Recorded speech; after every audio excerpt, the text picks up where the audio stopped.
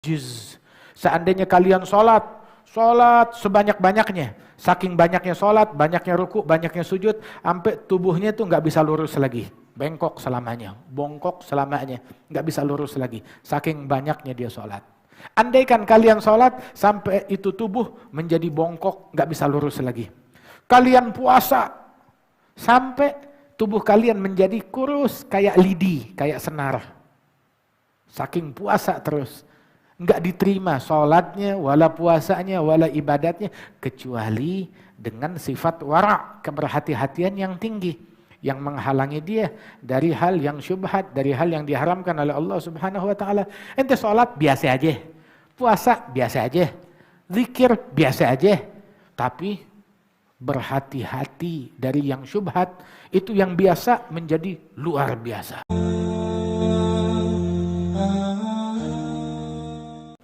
Dibicarakan di dalam pembahasan malam hari ini malam Jumat pertama di bulan Safar, Safarul Khair insyaallah, Safar yang membawa kebaikan bagi kita sekalian. Dibicarakan tentang talabul halal, mencari rizki yang halal, yang disabdakan oleh Nabi Muhammad, talabul halal faridatun ala kulli muslim. Mencari rizki yang halal adalah kewajiban atas setiap muslim. Dan Rasulullah juga menyebutkan, ini kita agama Islam yang dibawa, yang diajarkan oleh Nabi Muhammad. Nabi menyatakan khairu dinikum al-wara'. Sebaik-baiknya nilai agama kalian, apa sebaik-baiknya nilai agama kalian? Al-wara', keberhati-hatian dari yang syubhat, apalagi yang diharamkan oleh Allah Subhanahu wa taala. Orang kalau dia wara', berhati-hati dari yang syubhat, apalagi yang diharamkan oleh Allah Ta'ala, maka hidupnya berkah, ibadatnya berkah, doanya gobul. Kita kesini, kita hadir pengajian, kita mendengarkan pengajian, kita sholat, kita doa, kita mau apa?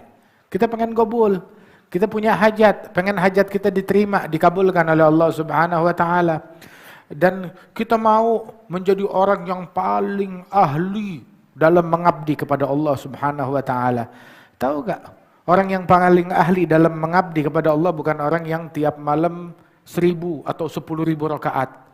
Orang yang paling ahli, paling hebat dalam beribadat bukan orang yang setiap hari 10 kali khatam Quran.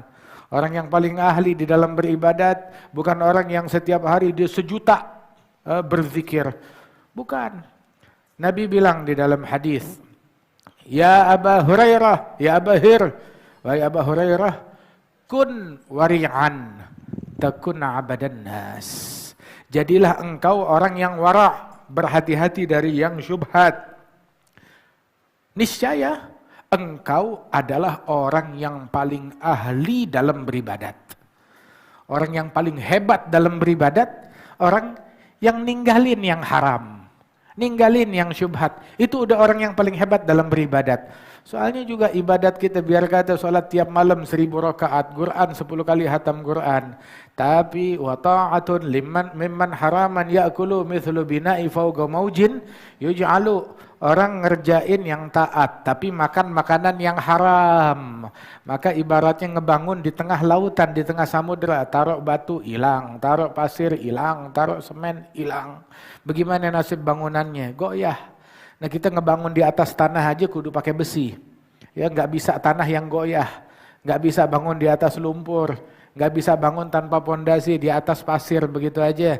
Begitu makin tinggi gedung pondasinya harus makin dalam. Tanahnya mesti kokoh. Kalau kurang kokoh diperkuat lagi dengan pondasi cakar ayamnya dia. Ya dengan betonnya dia. Dengan paku buminya dia. Nah bagaimana kalau dia ngebangun di atas samudra? Samudra suruh berhenti semenit aja jangan goyang. Gak bisa goyang melulu dia. Bagaimana ceritanya? Nah ketaatan yang dilakukan oleh orang yang makan makanan yang haram bakal hilang habis begitu aja. Dia ngebangun bangunan Islamnya, bangunan imannya, bangunan ibadatnya di atas sesuatu yang goyah. Akan hilang, akan hancur begitu saja. Nah karena itu mau menjadi orang yang paling hebat dalam beribadat, gampang. Tinggalin yang haram. Tinggalin yang haram, tinggalin yang syubhat. Walidzalik kita di sini mengenal daripada para Sadah Bani Alwi, keturunan Rasul sallallahu alaihi wasallam, atau kita kenal kaum Alawiyin. Ditanya Imamul Haddad, apa sih tarigahnya mereka, tarigahnya kaum Alawiyin, tarigah Alawiyah itu apa? Apa jalannya mereka? Maka dijawab, ya, Imam Ahmad bin Zain bertanya, apa tarigah Sadah Bani Alwi? Dijawab oleh Imam Al-Haddad, tarigatuhum khams. Jalan mereka ada 5. Al-ilm wal amal wal khauf wal wara' wal ikhlas. Ilmu, harus ada ilmu. Enggak ada ilmu, ya hancur semuanya. Wa kullu man bi ghairi ilmin ya'maluhu 'amaluhu mardudatun la tuqbalu ilm. Wal amal, ilmu doang tanpa diamalkan, ya buat apaan? Sekarang kita dikasih resep, sakit dikasih resep. Oh, saya udah hafal resepnya. Resepnya saya tulis 1000 kali. Saya cetak, saya perbanyak. Sembuh? Enggak sembuh. Kecuali kalau kita pakai itu resep. Kita amalkan. Kita tebus, kita makan, kita rutinkan, baru ngaruh, baru ngefek. Kalau kagak, enggak ngaruh. Wa kullu man bi ghairi ilmin ya'malu 'amaluhu mardudatun la tuqbalu. Wa 'alimun bi ilmihi lam ya'malan mu'adzabun min qabli 'abidil wathan. Orang alim enggak ngamalin ilmunya, diazab sebelum penyembah berhala. Ditanya, ayubda bina? Apakah kita duluan yang dimulai di neraka, disiksa duluan sebelum orang lain? Dibilang, laisa man ya'lam kaman la ya'lam. Yang tahu enggak sama seperti yang tahu. Yang tahu beda dengan orang yang enggak tahu. Begitu. Wa hakadha. Mau jadi orang yang paling ahli beribadat, jadilah orang yang wara'. Ilmu, amal, wal khauf, takut kepada Allah, wal wara', keberhati-hatian dari yang syubhat, wal ikhlas, dalam beramal. Tujuannya begitu. Makanya dibilang ilmu dari Tarim barakah, dakwah dari mereka barakah. Ini dakwah kita yang ada di Indonesia ini yang disebarkan oleh Wali Songo, tahu sumbernya dari mana? Dari Tarim, dari Hadramaut. Bukan orang lain, dari Tarim, dari Hadramaut. Siapa itu mereka? Wali Songo adalah keturunan Al-Imam Abdul Malik bin Alwi Ammul Faqih, dikuburnya di Zambal di Tarim. Bin Muhammad Sahib Murbat, dikuburnya di Salalah di Murbat. Bin Ali Khala Agasam, dikuburnya di Tarim di Zambal. Bin Alawi bin Muhammad Maula Som'ah, Alwi dan Muhammad Maula Som'ah dikuburnya di mana namanya, di Bait Jubair di Som'ah. Masya Allah. Bin Alawi bin Ubaidillah bin Ahmad Al-Muhajir bin Isa bin Muhammad Al-Nagib bin Ali Al-Uraidhi bin Ja'far Sadiq bin Muhammad Al-Bagir bin Ali Zain Al-Abidin ibn Al-Husain bin Ali bin Abi Talib wa ibn Fatimah binti Nabi Muhammad sallallahu alaihi wa alihi wasallam. Dari situ makanya ilmunya berkah. Kenapa? Ilmu yang diiringi dengan amal, ilmu yang diiringi dengan ikhlas, dengan ketulusan. Itu Al-Habib Muhammad bin Abdullah Al-Haddar, beliau bilang kepada Al-Habib Umar dan kepada murid-murid beliau, bilang, syuf ya waladi, salafukum yu'allimuna nas. Para salaf kalian mereka berdakwah ngajarin orang. Mereka dalam dakwah mereka hatta ucapan terima kasih enggak mau. Wasfuhum, sifat mereka seperti firman Allah di dalam Al-Quran tentang Ahlul Bait. Yut'imuna at-ta'ama ala hubbihi miskinan wa yatiman wa asira innama nut'imukum liwajhillah la nuridu minkum jazaan wala syukura. Enggak pengen balasan, syukur aja, syukran enggak kepengen. Enggak kepengen syukran, enggak kepengen terima kasih, apalagi balasan. Begitu juga salaf kita, innaman nu'allimukum liwajhillah. Kami ajarkan kalian untuk Allah. La nuridu minkum jazaan wala syukura. Nah, al-wara' hadha pondasi ya di dalam agama kita ini. Syekh Muhammad Sa'id Ramadan Al-Buti ketika beliau mendengar tentang tariqah Alawiyah ini, 5 rukun ini dari Al-Habib Umar, beliau bilang, hadzi kullah lubbuddin. Ini semuanya adalah intisari dari agama, lubbuddin. Intisari agama di sini udah, lubbuddin. Al-ilm wal amal wal khauf wal wara' wal ikhlas. Jadilah orang yang wara', niscaya engkau menjadi orang yang paling ahli di dalam beribadat. Wa kana Sayyidina Abi Bakar As-Siddiq, kalau ada orang bawain sesuatu buat dia, ditanya, ditelusurin, ini dari mana sumbernya? Ditanya, dari fulan. Fulan dari mana? Dari fulan. Ditelusurin sampai orang ketujuh. Syekh Abdul Wahab Sya'rani bilang, ana bihamdillah bisa ngikutin walaupun baru sampai orang ketiga. Sampai orang ketiga. Biasa saya ikutin. Nah kita sekarang paling nggak tanya deh orang pertama, ini dari siapa ya? Jangan ngelihat sikat, nggak taunya punya orang. Ya, nggak taunya Gojek nganterin salah rumah. Udah kita sikat begitu aja. Paling nggak tanya dulu, dari mana, sumbernya dari mana. Oleh dzalik dibilang bahwasanya man lam yubali min ain ma'akaluh la yubalillah min ayyi abwabin nar adkhalah. Barang siapa yang tidak peduli min aina ma'akaluh, dari mana dia makan, maka Allah enggak peduli dari pintu neraka mana ini orang masuk. Yang penting masuk neraka. Lewat pintu mana aja masa bodoh, yang penting masuk. Yang penting masuk. Nah, begitu juga orang kalau enggak peduli makannya dari mana? Apa yang masuk ke dalam perutnya dari mana? Al-wara' ini sebaik-baiknya nilai agama kita yang harus kita jaga dengan benar. Talabul halal wajib atas setiap muslim, mencari rezeki yang halal, fariidah ba'dal fariidah.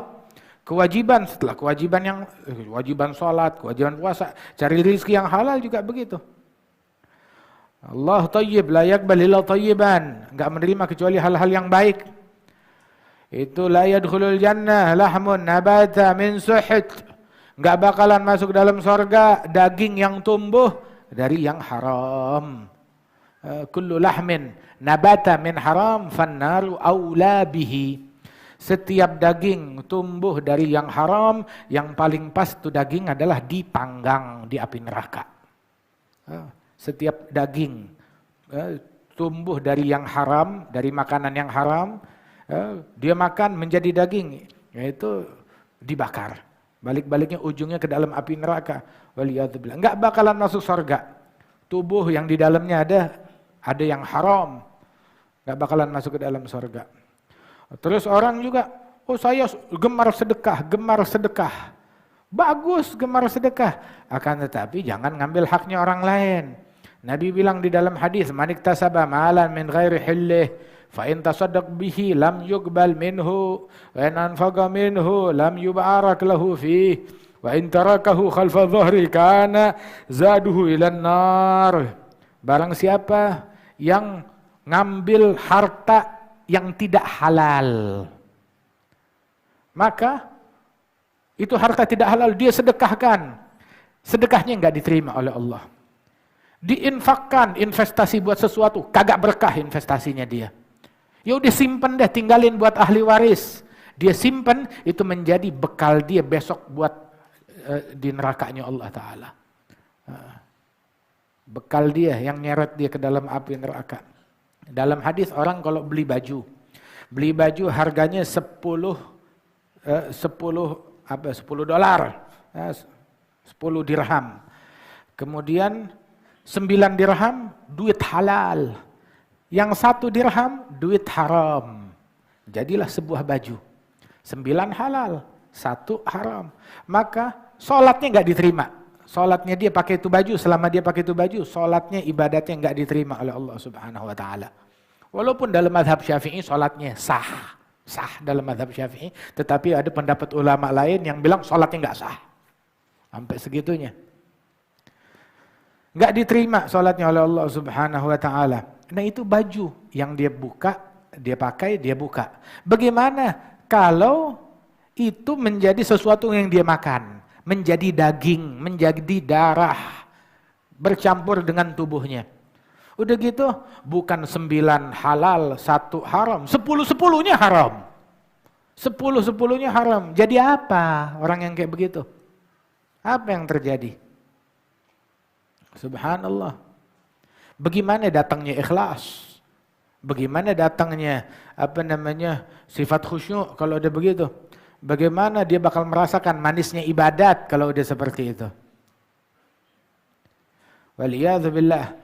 Sayyidina Abdullah bin Abbas bilang la yaqbalullah salatam ri'in wa fi jawfihi lugmat haram. Allah enggak nerima salatnya orang. Nah, ini itu ucapan bin Abbas. Allah enggak terima salatnya orang kalau di perutnya ada satu suapan yang haram. Sebutir korma haram. Dia makan. Enggak diterima salatnya itu orang oleh Allah Subhanahu wa Ta'ala. Sayyidina Abdullah bin Umar Ibnul Khattab, beliau bilang, "Lau shallaitum hatta takunu kal hanaya wa sumtum hatta takunu kal autar la yutaqabbalu dzalika minkum illa biwara'in hajiz." Seandainya kalian salat sebanyak-banyaknya, saking banyaknya salat, banyaknya ruku, banyaknya sujud, sampai tubuhnya tuh nggak bisa lurus lagi, bongkok selamanya, nggak bisa lurus lagi, saking banyaknya dia salat. Andaikan kalian salat sampai itu tubuh menjadi bongkok, nggak bisa lurus lagi. Kalian puasa sampai tubuh kalian menjadi kurus kayak lidi, kayak senar. Saking puasa terus. Enggak diterima sholatnya, wala puasanya, wala ibadatnya, kecuali dengan sifat wara', keberhati-hatian yang tinggi, yang menghalangi dia dari hal yang syubhat, dari hal yang diharamkan oleh Allah Subhanahu wa taala. Ente sholat biasa aja, puasa biasa aja, zikir biasa aja, tapi berhati-hati dari yang syubhat, itu yang biasa menjadi luar biasa. Menjadi sangat luar biasa. Sayyidina fi Taurat, di Taurat, man lam yubali min aina mat'amahu lam yubalillah min ayyi abwabin nar adkhalahu. Yang enggak peduli dari mana makannya dia, maka Allah tidak peduli. Ini orang masuk neraka dari pintu mana? Udah pokoknya masuk dulu. Enggak pakai pintu juga enggak apa-apa, pokoknya masuk neraka. Masa bodoh lewat pintu mana? Yang penting di neraka tuh orang. Na'udzubillah. Hakadha fi Taurat disebutkan. Terus orang juga katanya Sufyan Ats-Tsauri, orang yang berinfak dalam ketaatan, tapi dia berinfak dari duit haram. Itu seperti mencuci baju, bajunya terkena najis. Bajunya kotor, kena benda najis. Maka dicuci dengan air kencing. Waduh, nambahin najis. Tadinya najisnya secuil, begitu. Nah sekarang dicelup jadi sebaju semuanya najis. Sebab najis enggak mensucikan. Walidzalik Sayyidina Abdullah bin al-Mubarak, beliau bilang, raddu dirham min syubhah, ngembaliin satu keping dirham dari syubhat, bukan haram ya. Ngebalikin satu dirham dari yang syubhat. Satu dirham dari yang syubhat dibalikin, itu lebih disukai oleh Allah daripada sedekah 100.000 dirham, ditambah 100.000 dirham, ditambah 100.000 dirham, ditambah 100.000 dirham, sampai disebut 600.000 dirham. Balikin $1, $1 dia balikin, lebih disukai daripada sedekah $600.000. $1 balikin, lebih baik daripada itu semuanya. 1 dirham. Dari yang syubhat, apalagi dari yang haram. Dari yang syubhat segitu, apalagi dari yang diharamkan oleh Allah Subhanahu wa taala. Udah gitu orang kalau dia makan makanan yang haram, man akalal haram asad jawarihu sya'a am aba, alima an lam ya'lam. Wa man akalal halal ata'at jawarihu sya'a am aba, alima am lam ya'lam wa wufiq lil khairat. Barang siapa yang makan makanan yang haram, anggota tubuhnya bakalan maksiat, mau enggak mau, disadari atau enggak disadari. Barang siapa yang makan makanan yang halal, anggota tubuhnya bakalan taat, mau enggak mau, disadari ataupun tidak disadari. Orang kalau dia makan makanan yang halal, diberikan taufik untuk bikin ketaatan. Udah mulus aja jalannya dia. Subhanallah. Otomatis. Kul ma syi'ta famithlahu ta'mal. Katanya salaf tuh begitu. Ulama salaf bilang, makan sesukamu. Sesuai yang kamu makan, itulah amalanmu. Kamu makan baik, amalanmu baik. Kamu makan yang buruk, amalanmu buruk. Makan yang haram, amalanmu haram. Nah terus, orang yang makan makanan yang haram dan syubhat, kalaupun dia bikin ketaatan, zahirnya bikin taat, maka taatnya enggak diterima oleh Allah Ta'ala. Innama yataqabbalullahu minal muttaqin. Kan disebutkan di dalam Al-Quran, ya ayyuhar rusul, kulu minat thayyibat wa'malu shalihan. Wahai para rusul dipanggil semuanya, para rusul, Sadatuna Adam wa Nuh wa Idris wa Hud wa Saleh wa Ibrahim wa Ishaq wa Ya'qub wa Yusuf wa Musa wa Isa wa Zakaria wa Yahya wa Muhammad sallallahu alaihi wasallam. Semua para rasul dipanggil, wahai para rasul. Kenapa? Labbaik ya Allah. Ada perintah apa wahai Tuhan kami? Disuruh ngapain? Suruh ngapain nama Allah? Kulu minat thayyibat. Makan yang bagus. Disuruh makan yang bagus. Dikirain suruh beramal. Lah, suruh makan, nah baru beramal. Makan yang halal, yang baik, dan beramal.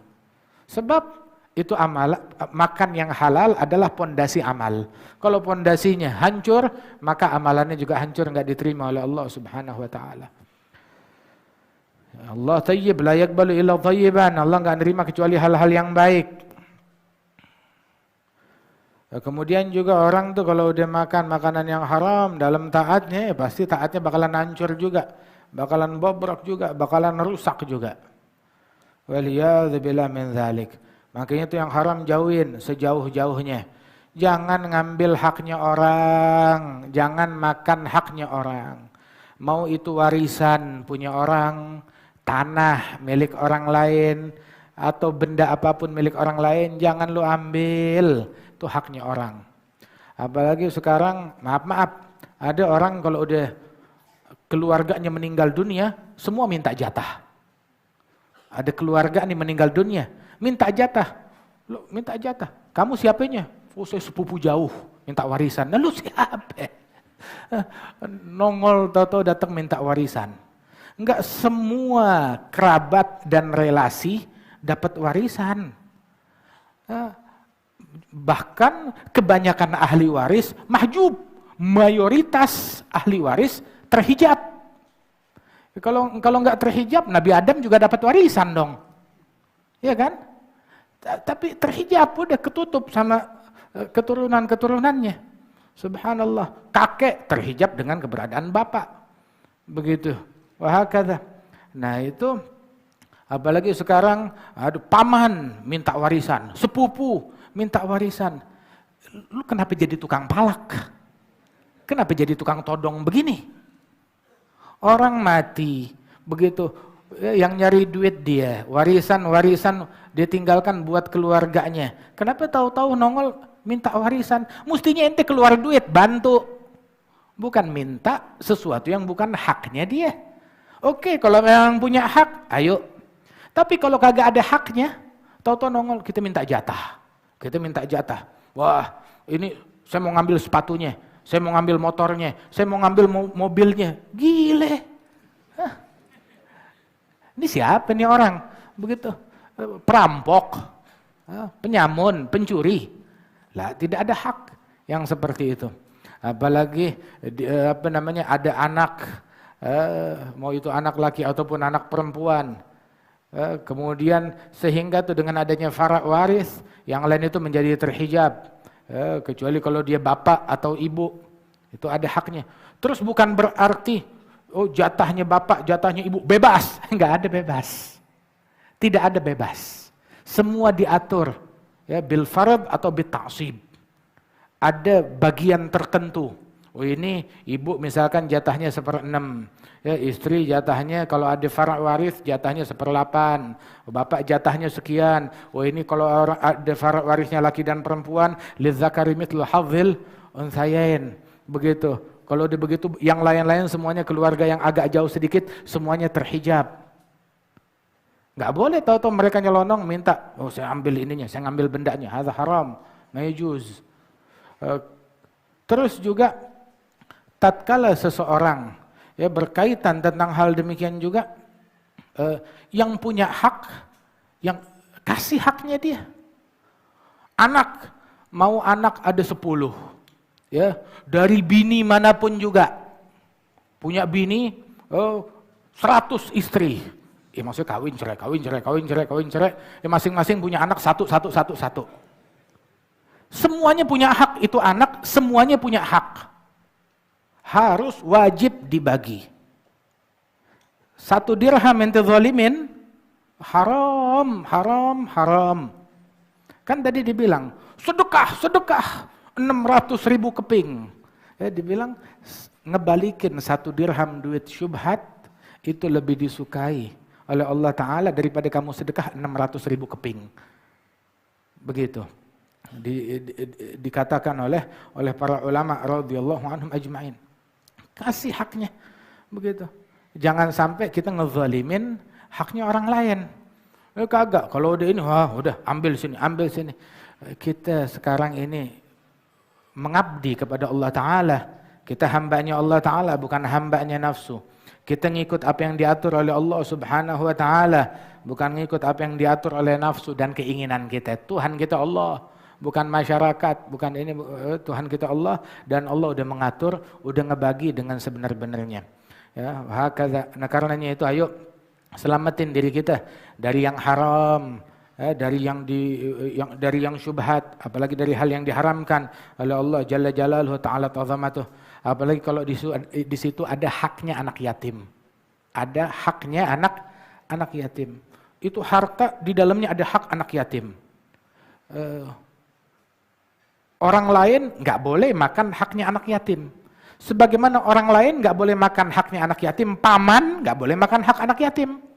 Sepupu nggak boleh makan hak anak yatim, kakek nggak boleh makan hak anak yatim, nggak boleh ya haknya anak yatim itu. Nah kalau kita nggak boleh ngezalimin yatimnya orang, apalagi nih yatim keluarga sendiri.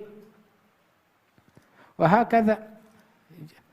Terus warisan, ya, makin beres, makin cepat ente beresin, makin baik, jangan ditunda. Ini kagak, warisan ditunda sampai begitu ahli warisnya, fulan meninggal, menyisakan ahli waris ada 10 orang. Mati, belum bagi semuanya, belum didapetin. Sampai tinggal 1 orang, belum dibagi tuh waris. Itu kan jadi munasakhat yang panjang. Ditahan-tahan duitnya orang, ditahan-tahan haknya orang lain. Sampai tuh orang yang mestinya dia punya kekayaan, dia punya harta, matinya dalam keadaan melarat, dalam keadaan miskin. Itu haram. Waliyadzubillah min dzalik. Itu hal yang paling berat besok tuh hari kiamat adalah hugugin nas, haknya orang lain. Kalau haknya Allah Subhanahu wa Ta'ala, Allah Ta'ala Maha Pemaaf, Maha Pengampun. Tapi kalau dia haknya anak Adam, Allah Ta'ala tuh Maha Adil. Enggak boleh orang masuk surga sedangkan dia masih punya kaitan dengan haknya orang lain. Terakhir tuh ada Sayyidina Isa ngidupin orang mati, menunjukkan mukjizatnya dia dengan menghidupkan orang yang sudah mati. Ketika hidup orang tersebut dikenal ini orang matinya masih muda, masih kecil. Begitu dibangkit dari kuburnya, rambutnya udah putih semua. Maka beberapa sepuh di situ bilang, padahal setahu kita dulu meninggalnya ini dalam sejarah kita meninggalnya masih kecil. Kok rambutnya udah ubanan semua? Ya betul. Memang saya meninggalnya masih kecil, kata Tumajid. Tapi waktu saya disuruh bangkit dari kuburan, saya kira udah kiamat. Saya langsung ketakutan, rambut hitam berubah jadi putih semua. Ditanya, bagaimana keadaanmu di sana? Dia bilang, keadaanku di sana dalam musibah. Kenapa? Saya dulu tuh adalah kurir. Suka ngirim barang. Nah, sekali itu saya ketika nganter barang, ya dalam sebuah ekspedisi, dalam sebuah perjalanan, di situ tuh bersama kafilah kita berhenti istirahat makan siang. Habis makan ada daging nyempil di gigi saya. Maka saya cari tusuk gigi buat menghilangkan daging yang nyempil dari gigi. Lihat itu di dalam tumpukan barang ada kayu bakar. Saya ambil sedikit aja dari kayu bakar itu buat nyongkel di gigi. Udah selesai itu congkelan itu saya buang. Buangnya bukan ke tempat semula saya ngambil, enggak, saya buang begitu aja. Begitu saya mati, saya dituntut. Dituntut, lu nyolong, lu ngambil, punya orang. Apa? Kadar tusuk gigi. Bilang, ya Allah, orangnya pasti ridho. Mana orangnya? Masih di dunia. Emang dia ridho? Emang dia udah tahu? Belum. Ya berarti belum. Habis sekarang bagaimana? Enggak beres urusan ente. Dipenjarain dulu. Tunggu sampai pemiliknya meninggal, Masuk ke alam barzah ditanya, lu ridho apa enggak? Kalau enggak ridho ya tetap. Nah ini orangnya enggak mati-mati, umurnya panjang banget. Nah kita sekarang berapa banyak berkaitan sama haknya orang lain? Berapa banyak? Segitu keterkaitan harta orang. Belum lagi terkait kita pernah ngatain orang, pernah gosipin orang, pernah komentarin orang, pernah ghibain orang, pernah mengeluarkan kata-kata ini dan itu. Bagaimana? Orang kayak begini bagaimana besok hari kiamat? Waliyadzubillah min dzalik. At-tadrun manil muflis yaumil qiyamah? Nabi nanya, kalian tahu gak siapa orang yang bangkrut di hari kiamat? Bilang orang yang bangkrut, yang gak punya harta, yang gak punya duit, utangnya lebih banyak dari duitnya. Nah hari kiamat juga ada orang bangkrut. Siapa orang yang bangkrut? Dia datang hari kiamat bawa pahala segede gunung, gak ada dosa. Pahala segede gunung. Cuma pernah mukul ini, pernah ngatain ini, pernah ngambil duitnya fulan, pernah ngambil sendalnya fulan. Hadir majelis nyolong sendal. Hadir majelis nyolong sendal. Bagaimana cerita? La ilaha illallah. Bukan majelis ini. Sini sih Masya Allah, solihin semuanya. Gitu. Akhirnya diambil kebaikan dia untuk ngebayar kezaliman yang dia zalimin. Sampai pahalanya habis, kezaliman masih tersisa. Bagaimana? Ambil dosanya tuh orang-orang tibanin ke dia. Tadinya segunung pahala berubah menjadi segunung dosa. Itu orang yang bangkrut hari kiamat. Jangan kita jadi tuh orang. Hati-hati, selamatin diri kita. Ya, kita masih dikasih umur. Di mana saudara kita banyak yang udah pada mati. Tapi kita masih dikasih hidup. Kenapa? Ya, untuk balikin nih haknya orang. Ayo siapin. Ente sekarang kalau besok mati, bagaimana? Makanya itu bikin wasiat. Tahu gak wasiat tuh apa? Wasiat, nih duit saya buat fulan, bukan itu wasiat. Wasiat tuh, saya pernah nerima titipannya fulan, tolong dibalikin. Ini rumah punya fulan, tolong dikasihin. Begitu, ini saya minjem sendalnya fulan, tolong dibalikin.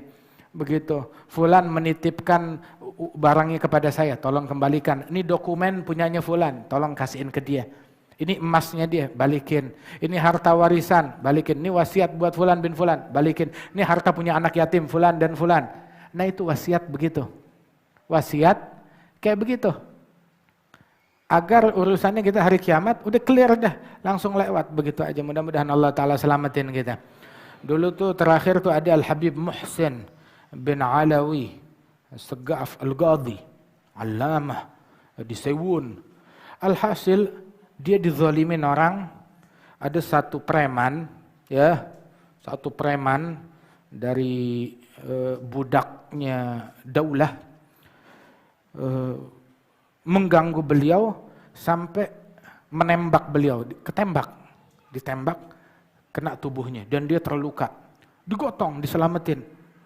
Oh, nggak tahu bakalan mati atau bagaimana. Digotong, saat dia digotong, tunggu, stop, mau dibawa nih ke pengobatan. Stop, loh kenapa Habib, kenapa? Bilang, sebelum kamu bawa saya ada satu hal, apa? Ini orang yang nembak saya udah saya maafin. Ini dia yang nembak saya udah saya maafin. Jadi udah jangan ada macam-macam. Kenapa? Seandainya saya meninggal dunia, saya nggak mau meninggal dunia sedangkan saya masih punya sangkut paut sama manusia. Segitu dia dizalimin. Nggak mau sangkut paut sama manusia, padahal statusnya dizalimin. Apalagi status sebagai orang yang zalim. Ente mau mati sebagai orang yang zalim? Ngambil haknya orang? Balikin udah. Balikin semuanya. Ngambil hartanya orang gak bikin kita jadi kaya. Ngambil haknya orang lain gak bakalan berkah hidupnya kita. Gak bakalan berkah. Mudah-mudahan Allah Ta'ala selamatin kita ya, daripada kezaliman. Masya Allah. Mudah-mudahan Allah Ta'ala berikan afiat, kesehatan, keberkahan. Keberkahan dalam ilmu kita, keberkahan dalam harta kita, keberkahan dalam iman kita. Dijadikan kita sebagai orang yang bertakwa.